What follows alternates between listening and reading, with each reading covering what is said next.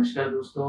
आज फिर मैं आप सबके समक्ष एक नया विषय लेके प्रस्तुत हुआ हूँ और ये बहुत इम्पोर्टेंट विषय है क्योंकि बहुत से लोग इस बीमारी को लेके परेशान हैं और मुझसे बार-बार पूछते रहते हैं कि देखिए अगर किसी की हार्ट की पंपिंग बहुत कम हो गई है 20-25% हो गई तो हम क्या करें कि उसकी पंपिंग इम्प्रूव हो जाए?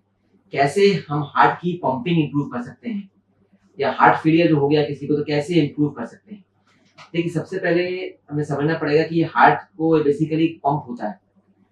हार्ट का काम होता है शुद्ध ब्लड को पंप करके बाकी ऑर्गन्स को शुद्ध ब्लड देना, पंपिंग करके। अगर वो पंपिंग उसकी कम हो गई तो फिर जितना खून बाकी अंग को मिलना चाहिए वो ठीक से मिल नहीं पाता। इवन हार्ट की धमनियों को भी हार्ट पंप करके खून देता है तो वो भी प्रॉब्लम होने लगती है। तो सबको फिर सभी अंग उससे अफेक्ट हो जाते हैं।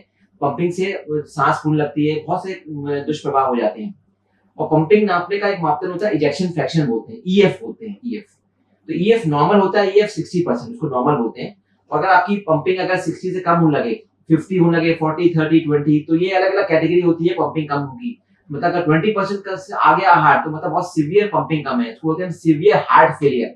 हार्ट फेलियर मतलब ऐसा नहीं कि आपका हार्ट फेल हो गया। इसका मतलब है कि जो हार्ट की पंपिंग कैपेसिटी कम हो गई। हार्ट फेलियर का मतलब ये होता है, हार्ट फेलियर। तो ये आप ध्यान रखिए। मेन मुद्दे पे आते हैं, किसी की पंपिंग कम है आपकी, सपोज आपकी जानने वाले, तो कैसे हम इंप्रूव करें?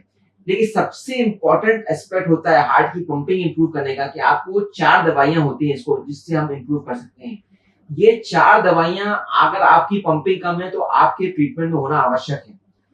सबसे पहले नाम ध्यान से सुन लीजिए 4 दवाइयों का, फिर मैं डिस्कस करूंगा। सबसे नंबर होता है इसमें आर्नी या एसी इनहिबिटर उसको बोलते हैं। मेडिकल टर्मिनोलॉजी थोड़ा आपको टाइम लगेगा समझने। आर्नी ऑब्लिक एसी इनहिबिटर, ये दोनों में से एक दवाई होना नंबर 1 है।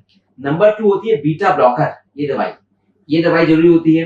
नंबर 3 होती है आपकी मिनरलोकॉर्टिकॉइड एंटागनिस्ट, इसको बोलते हैं एमआरएस, ये नंबर 3। और नंबर 4 होती है एसजीएलटी2 इनहिबिटर। तो ये 4 दवाइयां आपकी ट्रीटमेंट में होना बहुत आवश्यक है। कोई बहुत से लोग मुझे, मैंने पहले भी वीडियो बनाया था पंपिंग इंप्रूव हो तो क्या करें, सभी लोग मुझसे पूछे डॉक्टर साहब कौन सी दवाई खाएं। तो ये याद रखिए ये 4 दवाइयां आपके ट्रीटमेंट में होना चाहिए। अगर आपके ट्रीटमेंट में नहीं है 4 दवाई तो जो आपके डॉक्टर हैं उनसे संपर्क करें और डिस्कस करें, डॉक्टर साहब ये 4 दवाइयां होती हैं हमारी पंपिंग इंप्रूव करने की, इसको उसमें शामिल आप हुआ है कि नहीं, और नहीं हुआ तो कई बार कारण होता है हम नहीं करते हैं लोग डॉक्टर साहब, लेकिन अगर कोई कारण नहीं तो हमेशा ये 4 दवाइयां होना बहुत आवश्यक है। तो ये दवाइयां क्या कैसे इंप्रूव करती है पंपिंग? दवाइयां क्या करती हैं, हार्ट की, आपके जो हार्ट के मसल्स होते हैं उसका ब्लड सप्लाई बढ़ाती हैं, उनकी मसल की पावर बढ़ाती हैं।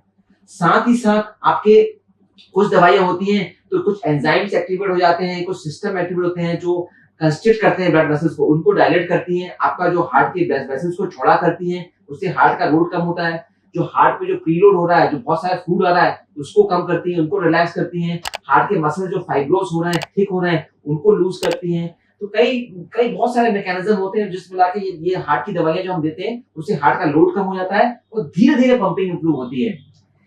मेडिकल शोध में पाया गया कि अगर ये चारों दवाई हम लेते हैं पंपिंग जिनकी कम है तो वह पंपिंग हम कम से कम 10 से 15% तक हार्ट की पंपिंग इंप्रूव कर सकते हैं। सपोज आपका ये 20% आ गया तो वो 35-40% तक हम उसको ला सकते हैं अगर ये चारों दवाई हम लेते हैं। ये इंपॉर्टेंट पार्ट होता है कि इसके पंपिंग का।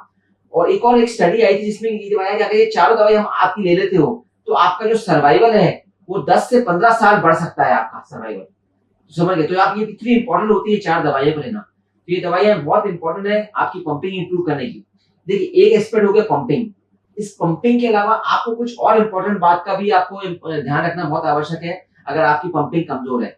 इसमें इंपॉर्टेंट होता है कि आपका सोडियम अगर ज्यादा हो जाता है तो जो हार्ट के मरीज हैं, sodium is very bad for heart. Sodium और डिपॉजिट होता है तो फ्लूइड अकोमोडेट होता है बॉडी में, फ्लूइड होता है तो आपका वेट बढ़ता है और वेट अगर बढ़ता है तो आपके लिए, हार्ट फेलियर वालों के लिए एडिमा क्रिएट करता है तो आपको बहुत ही बेकार होता है। तो आपने खुद देखा होगा हार्ट के जो पेशेंट होते हैं उनके पैर सूजे रहते हैं, कई बार यहाँ भी सूजन आती रहती है।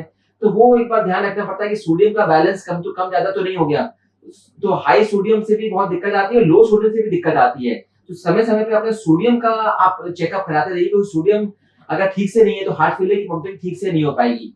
साथ ही साथ पोटेशियम की वैल्यू भी इंपॉर्टेंट होती है क्योंकि पोटेशियम बहुत बढ़ जाता है इन दवाइयों से कई बार, तो वो पोटेशियम भी हानिकारक हो सकता है। तो नियमित रूप से हमें इलेक्ट्रोलाइट की जांच करना भी बहुत आवश्यक होती है सोडियम का। साथ ही साथ अब आता है कि अपनी जो एक्सरसाइज है, एक्सरसाइज ऐसा लोग सोचते हैं कि हमारा पंपिंग कम होगी तो एक्सरसाइज बिल्कुल नहीं करें। ऐसा नहीं है। डॉक्टरी सलाह के बाद आप एक्सरसाइज कर सकते हैं।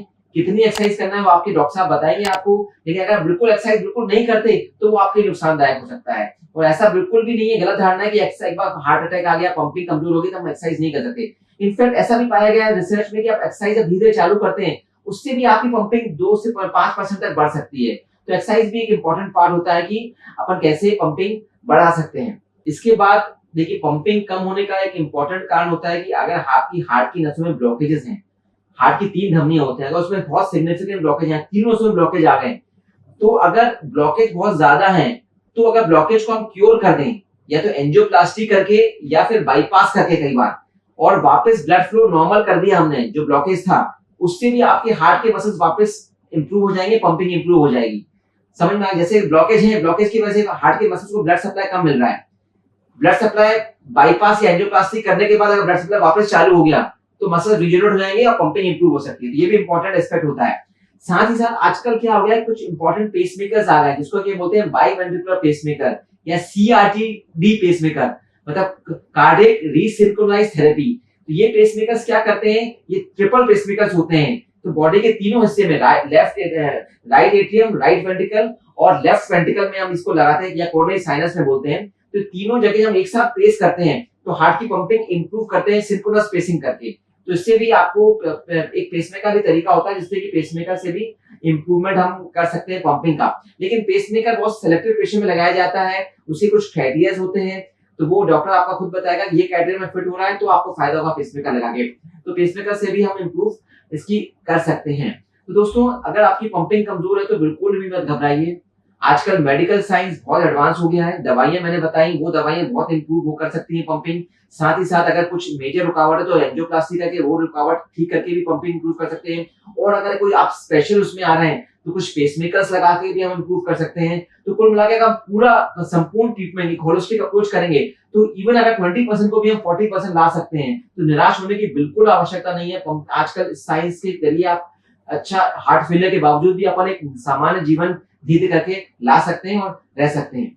तो ये वीडियो मैं तो कहूंगा सबसे शेयर करें क्योंकि पंपिंग ये कम होना बहुत एक सीरियस बीमारी है, काफी लोगों उससे ग्रसित हैं और ये वीडियो से काफी आपको हेल्प मिल सकती है कि कैसे हम इम्प्रूव करें। मैं डॉक्टर मनोरिया हूँ और मैं चूनाभट्टी में मेरा खुद का अस्पताल है। धन्यवाद।